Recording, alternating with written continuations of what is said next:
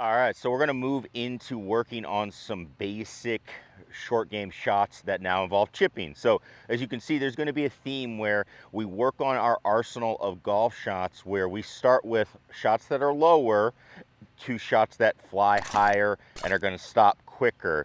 Now, the reason we do this, and the question I always have people answer for me, is if I was going to give you $1 million to use your hand and get the ball to go into the hole, how would you toss that ball or roll that ball up there? And I would say, hey, would you throw it up as high as you can and try to land it right in the hole? Or would you bowl it in some sort of form to be able to try to make it?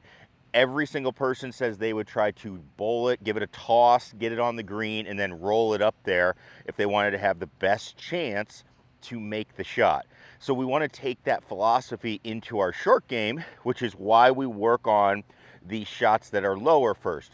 So the first one we're going to work on is just a basic bump and run. Now this shot is becoming a little bit less used. You don't see it on the PGA Tour or LPGA Tour as much anymore because of the agronomy that they face. Plus their equipment is geared to have high spin and get the ball to stop over some of these ridges that they do. So what we have though in a typical setting is something where this shot is very advantageous for us to play. So here we have a scenario, we have a ball, we have a nice clean lie. You can do this from a very short rough as well. We only have to carry the ball a few feet, and then we are going to be running the rest of the way up to the hole on the green. One of our things is I always like to try to land the ball on the green if possible. So keep that in mind when you're trying to decide if this is a shot you want to use. Now, the other thing that's nice about this shot is it is pretty basic. Now, we're going to do a couple of things with our setup. So one, I am going to use a club with less loft. So I use a pitching wedge. I used to do this shot with a 7-iron when I started, but even as I've progressed through the game, club lofts have gotten stronger, where, you know, pitching wedges used to be like 48, 49 degrees. Now they're like 45 degrees. So I've started using a lower and lower club as I've done a bump and run. So I use a pitching wedge now, but you could use a 9, an 8-iron, a 7-iron.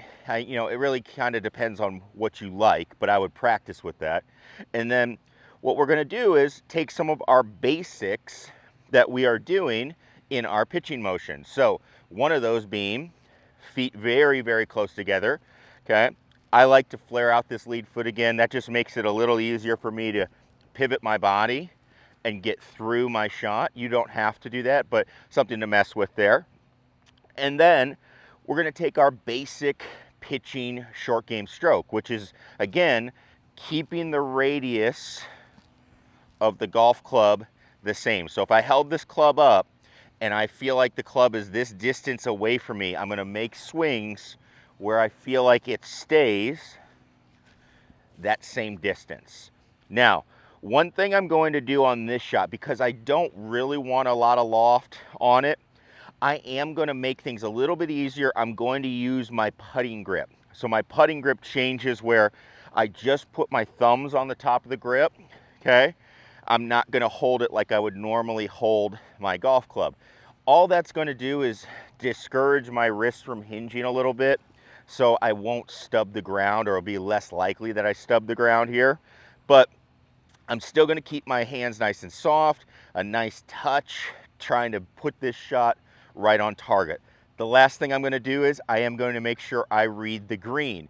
Now this one, pretty straight up the hill, but you have to take into account the slope of the green for this shot if your goal is to get it close to the hole. So let's give it a try here. A little bump and run. Ball in between my feet, feet close together. Because I don't have a lot of loft, the ball should be lower, and we're just going to keep that radius the same and just bump it up there.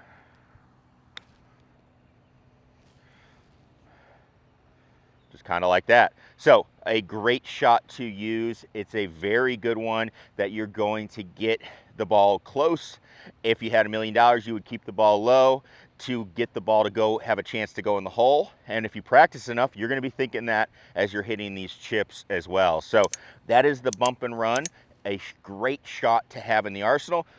Not always applicable but it is one that I think you should have, and if you have the opportunity to use, I would pick that one first.